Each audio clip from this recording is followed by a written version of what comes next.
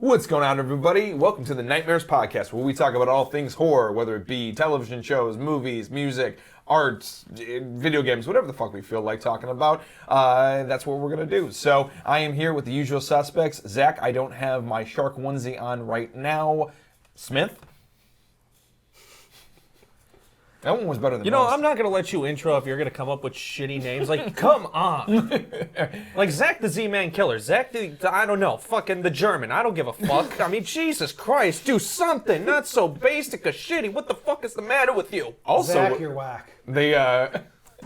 Oh. I'm going to stab that bald motherfucker in about 5 minutes. Speaking of that bald motherfucker, we got Brandon and Colin hanging out behind the booth. The wave guys, what's going on?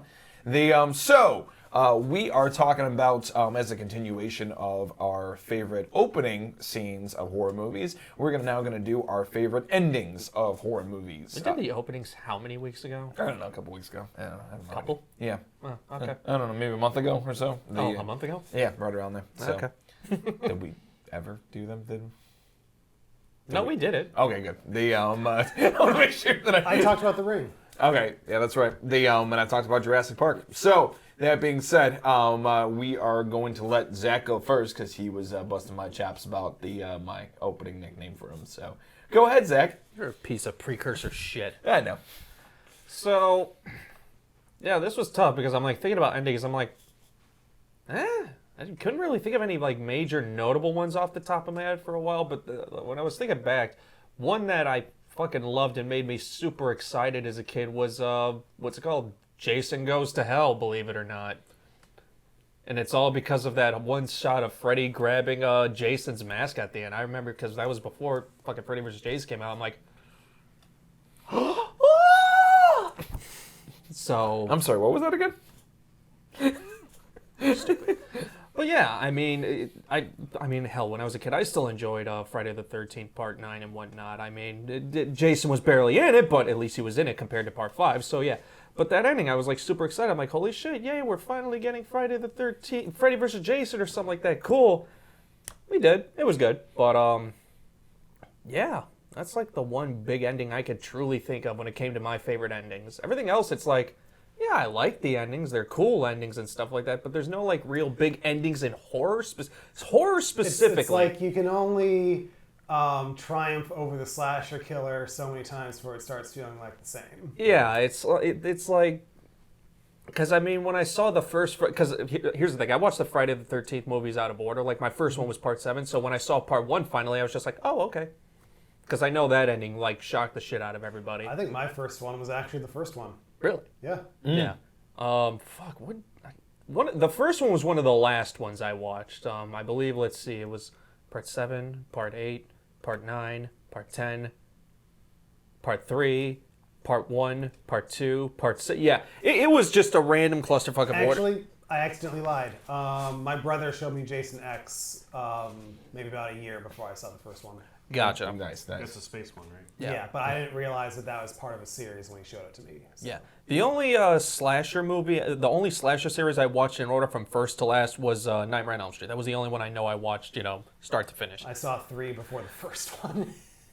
No, That's the only one that's out of order for me. Yeah, I was actually lucky enough to watch them in order, and I don't know how I picked those out lucky enough, because I would just grab whichever ones looked interesting off the shelf, but funny enough, that one, it was just like 1, 2, 3, 4, 5, 6, 7. So, yeah, but yeah, realistically, when it comes to horror, I mean, yeah, that's the only, like, ending that really just jumps out on my mind. I mean, if we want to talk about endings that I fucking love, I mean, the ending of Rogue One was fucking brilliant, but that's, like, the biggest ending that just was like, holy shit, I fucking love this. Endings are hard. Yeah. Writing is hard. It is. It is. Making a movie is hard. No, Brandon, making a movie is easy, right? Making a good movie is hard. There you go. Yeah. Even making a bad movie can still be hard. Fair enough. No, it's not. Just make an A24 film. Zach, we've been over this. Go ahead, Brandon. Okay. There are actually a lot of endings that I think are worth talking about, and I'm trying to figure out which one I want to talk about. Start with the first one that comes One to of the mind. best endings in a horror movie for me is the 1955 French movie Diabolique. Diabolique? Diabolique. Interesting. Diabolic in French. Gotcha. Diablique. Thank you, Colin. I actually did not know I was that. gonna say he just said it. He's like, Brandon, you can stop. Nerds. But that's an ending where it's like, if you have, I'm not going to say the ending in a group of people who haven't seen it, because that is one of the few scenes where I feel like if we're going to talk about it, you guys need to see it, especially since it ends before going to the credits. Please don't tell people the ending of this movie. Let it be a surprise. But I do want to. But I love the ending, so I at least want to give that one mention. And then there's the original Night of the Living Dead. Oh yeah. Extremely notable horror movie historically, because it's like it's like the movie that made zombies what they are. You also had a black protagonist during a time when that just wasn't a thing, and it's like you're rooting for your protagonist. Yeah. He survives the night, but he gets killed anyway by humans. Yeah. So it's, like I said, it's a super bleak movie. Yeah. And even though I like the Tom Savini 1990 remake more as a movie, I still think the original has the better ending because of that. I don't think I ever saw the remake. It's pretty darn good. Yeah, because like as much as I love the original and as much as the original deserves its place in film history, and I'm not saying this as a pun, I do think there is a lot of dead air in the original. Whereas I just feel like the 1990 Tom Savini directed one is just a better paced movie, and of course you've got. It's always interesting too because when you're watching films from other eras, films. I mean, even like trailers back in the 80s were so much different than they are now. Yeah. And, like watching... Like the trailer for The Birds is literally just Alfred Hitchcock talking for 5 minutes. Psycho, too. Yeah. Well, Psycho, he at least gave you a tour of the motel. True. The Birds is he's literally just talking to you in a room for 5 minutes. It's like, like Night of the Living Dead, you look at it from, when they're showing the zombies eating, whatever, from that point of view, it's like, wow, this is a shitty, like, student film kind of thing. It's like, but it was, like, novel back then, and that's why. So it's always interesting when you're looking back in retrospect, and you have to kind of be conscious of the time it was made. Yeah. And it's also interesting to see the Tom Savini one, too, because of the original Dead trilogy, Night of the Living Dead, Dawn of the Dead, Day of the Dead, Night of the Living Dead is the one that Tom Savini did not do the makeup for, and that was because he was overseas fighting in Vietnam. Yeah, he was actually supposed to work on Night of the Living Dead, but he was fighting. He was in the military at the time. And that's interesting, too, because... so that's the only one of the original trilogy that he wasn't a part of. It's kind of ironic because I think... I actually took I don't know if I mentioned it before, but I actually took a class in college called Zombies in Popular Media. And one of the things that you talk about the topic of, or the trope of zombies and everything, how it's basically the fear of society at the time. So, Night of the Living Dead, it didn't really give a solid origin to it. It was like, it's a meteor or something like that. They just, I don't even think there was any. But it was done in '68. Yeah. When a lot of like end of the world kind of stuff was kind of happening. You had Vietnam. You had it's right before he went to the moon. You had the red or the Cold War, and I think the Bay of Pigs was around that time too. What was earlier in the '60s? That was like 60 or 59. But just like so. Oh, sorry. So what I was going to get at was the fact that there are a lot of parallels you could draw to Vietnam itself, because it was a shit war. Yeah. And basically throughout Night of the Living Dead, it's kind of like the whole like it's either we have to stop them, it's either us or them. So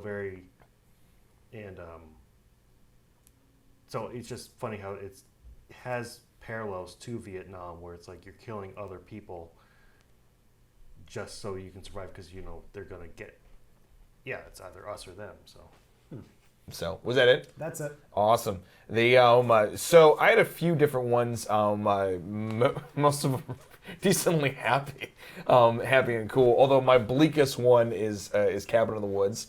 All the shit show that happens after that, and then almost brought that one up. And then they just say, we're just gonna let the world end. They and we're gonna smoke a J, and giant monsters. That would have been cool. And then a giant fucking hand comes down and crashes down.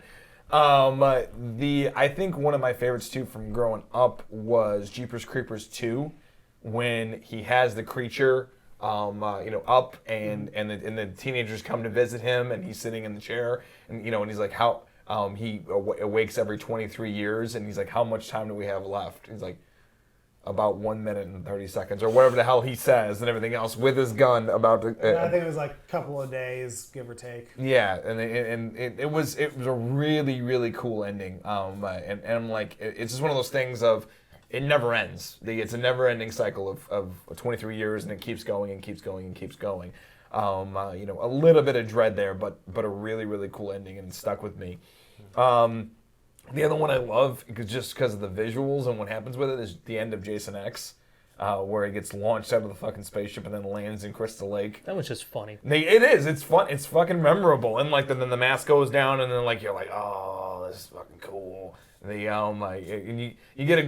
it leaves you going, I can't wait to see what the fuck they do next. Like, it's an effective ending in that regard to go, I want to know what's going on. What? What? Nothing. Nothing happens next. I know, but it doesn't. Unless you want to dig up Jason versus Jason X, the friggin' 2-part comic book that, from what I hear, was awful. It was stupid.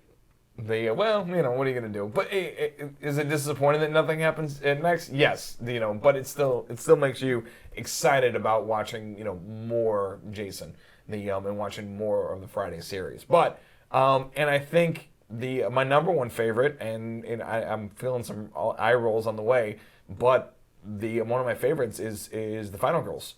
An emotional climax ending, and overall a really badass ending, and then them transitioning right into the sequel is fucking hilarious. They at the ending hospital, when they think that they're safe, and then they're like what the fuck is that noise? Yeah, the sequel's even better. Yeah, and then they see all the 80s shit. They see Tab and a Gizmo doll and a Rubik's Cube, and everybody's like, fuck, they're not out of it, are they? And then the guy jumps in with 2 machetes, which I fucking love. And then it literally goes right into the bloopers while Cruel Summer's playing in the background. And then also too, all the the emotional stuff that goes on with her and her mom at the very end is very, very effective, and kind of goes into a later topic that we're talking about. But it is still one of my favorites for horror movie endings. Definitely my number one. I highly recommend all those fucking movies. They're great. But yeah, those are my picks. Nice. Yeah, and there are a lot of really good endings. Like Zach said, writing an ending is hard because it's like, from my point of view, there's only so many story types in the world, and for me, it's not what story you tell; it's how you tell it. And for some reason, it just feels like wrapping things up just seems to be the most difficult part for a lot of writers. I know I have had that issue plenty of times, but yeah, endings are hard, as I said earlier. They are, and I think that's the last note that you're giving people to leave the theater with, and so you want it to be good. You want it to have an impact. So yeah, hopefully you do, and these are all movies that did. Unfortunately, too, is there's more bad endings or blah endings or just basic endings than there are actually good endings. So, and that's what's kind of cool about this. You can, the ones that you can pick, the handfuls that you can pick are really, really special because there's only a few of them. So I think that there's something to be admired about when an ending, especially in the horror genre, because, like you said, I think it was you or Zach that said, there's only so many times you can overcome the slasher or overcome the monster. And there are some other endings that are on my list, but those are all involved with movies that we're going to be doing other things with on the channel later on. So I'm going to give those movies their own proper I wanted to go with some other movies I wasn't sure we'd be talking about later on. Fair enough. The Zach, did you think of any while we were talking? No, my big thing is the endings I like are not just in the horror genre at all. Like they're either in action or just other movies. Okay. Give us one just for a little taste. Halo Reach. Never played it. I'll get behind you on that one. Yeah. I'm gonna have to trust you two on that. You know what though, and I'll give you the end of the first Halo, which actually has some horror The elements. first because of Halo that. was good. It had a Because of the good flood. ending. It was just, it was nice though. Halo Reach's ending, it's just like you're the last Spartan on Reach, and you know you're gonna die. You know you're gonna die, and it's just up to you to take down as many of the Covenant as you fucking can in a blaze of fucking glory. Yeah. Beautiful fucking ending. Music, action, everything. Fucking love it. Yeah, Reach you don't get away. The Halo one you do. So there is that. So hey, Colin, did you have anything that you thought of? So Ghostbusters. No. Ghostbusters 2, where everyone sings outside in the love of New York City, defeats the demon, and then there's a slightly sexual erotica painting of all the guys at the very end, which is very odd. Yeah. The why they're all Greek gods is weird. Reasons. Reasons. But my initial thought, it wasn't actually a horror, but it was like a thriller. I think Dennis Villeneuve's Prisoners. Okay. It's called Prisoners or Dallas Voyn's Prisoners? No, sorry. Prisoners. That's just the director. Oh, okay. Sorry, the movie. He's the guy that directed the new Blade Runner and Arrival. Oh, really? So Okay. it's with Hugh Jackman and Jake Gyllenhaal. It's just a really, it's just such an ambiguous ending. Basically, I forget. I only saw it once, but when I saw it, I remember I really liked it because he's basically. I think Hugh Jackman's character is trying to find somebody, and they think there's something. God, I wish I had more details. But it was. He thinks he hears somebody like trapped in like a buried coffin. Mm. But the way it's done, like the final scene, everything, you don't know. Like it kind of cuts after he turns to look toward it.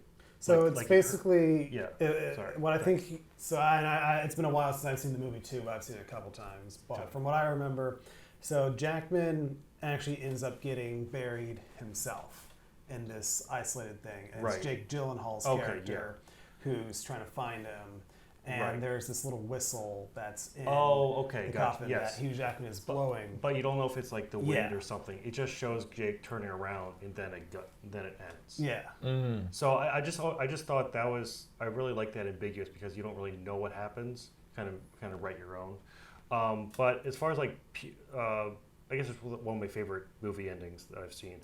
But as far as horror goes, again, I haven't seen that many horror movies, but I guess I like the ending to Child's Play. The original? Yeah. Okay. Yeah. Because, first of all, I thought the kid actor was amazing. Now, granted, I think he was a good actor, but also that he may have been legitimately scared a lot in that movie. It's a very fair point. But I thought they did a good job of just showing how ruthless and powerful Chucky was, because he dies like 4 or 5 times in the film. And that's just the first one. That's just the first one. And that's like one that, granted, like the other ones aren't really called. They dropped the Child's Play After a title, I point, think. yeah, it was Child's Play 2, Child's Play 3. And then it started getting into just Chucky. Bride of Chucky, Yeah. Seed of Chucky, But Curse of Chucky, Cult of Chucky. exactly. And I think the new TV series that's coming out is just called Chucky. Is it? But I just thought that was good because it felt like a nice. It felt like a good ending to like a boss battle in a video game. It's just so satisfying. Good analogy. It's like, finally, you fucking die, you piece of shit. It was. I remember it was really satisfying to watch and really good effects too. They did. I mean, obviously, you can tell when it's a little like a child in a suit sometimes, but the animatronics were good, and just the makeup and the gore and everything. It's one of the horror movies that is a classic, and I can see why. So That's one thing I like about having Colin on. He doesn't watch horror movies as much, so when he sees something like that, he just has like the best expressions. It's like killing a boss in a horror movie. Fuck yeah, die, you little bitch! You finally fucking stay down. Jesus Christ, that guy's an asshole! You fucking voodoo asshole motherfucker. Die. also, I do like how it took place in Chicago, and it'd be like, he's going down to Van Buren and Wabash. He's like, I used to live there. It's always When I nice. was in Columbia.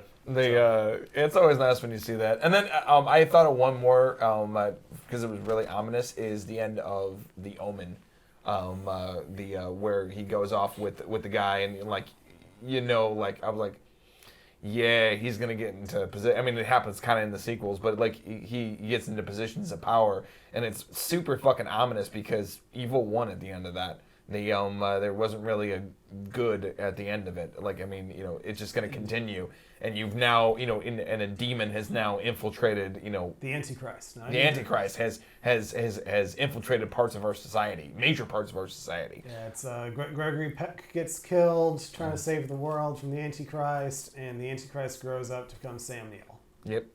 I do have one more. I know it's not considered like a super great movie, but I enjoyed it. Dead Silence.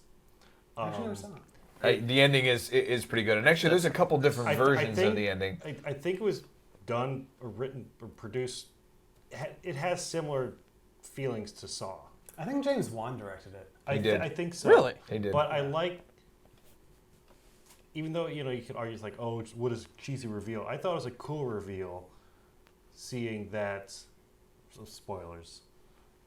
But it's like the old man at the end was was a puppet the whole time, and that's the whole thing of the movie, of this ghost ventriloquist. And I don't know, I just thought that was a cool twist, and it kind of they go back and be like, oh, he was dead the whole time, and yeah, I thought that was a decently horror movie, and was it Donnie Wahlberg was in there too? I think. Yeah, Donnie Wahlberg was in there. It's actually I do recommend it. It's a good movie. The opening is good too. The opening is good. And actually too is there's I think there's a little bit more realism because a cop actually gets involved, and like like people are asking questions why all these people are dying. Right. They and then it does. I love that line though too. Shoot them. Which one? All of them. All of them. I'm like, you do not have that much ammunition in that pump shotgun. Right. You need to go to your car, sir, and go get more. It's like 4 Tops. The 4 Tops. I mean, like that whole fucking display. Which, by the way, one of those dolls is the Jigsaw doll. Is it really? If you pay attention in the background, it's kind of like Cabin in the Woods when you catch a few Left 4 Dead references in there. There's a few The fucking tank. Yeah, the tank. All of them are in there. The tank, the witch, really?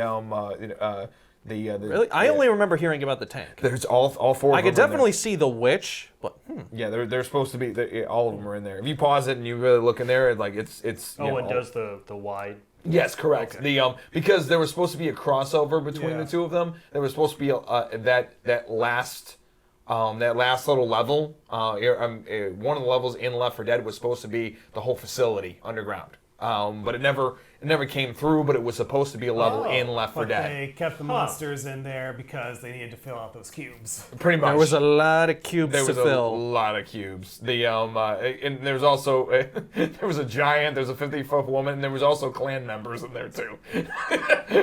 Okay, I don't remember that Netflix one. actually did a really good video going through all the references in Cabin in the Woods. Correct. I highly recommend that. They had witches and sexy witches. Yep. It's still my favorite. Zombies and torture redneck killer families. Yeah. Entirely different species. Yep. It's the difference between an elephant and elephant seal.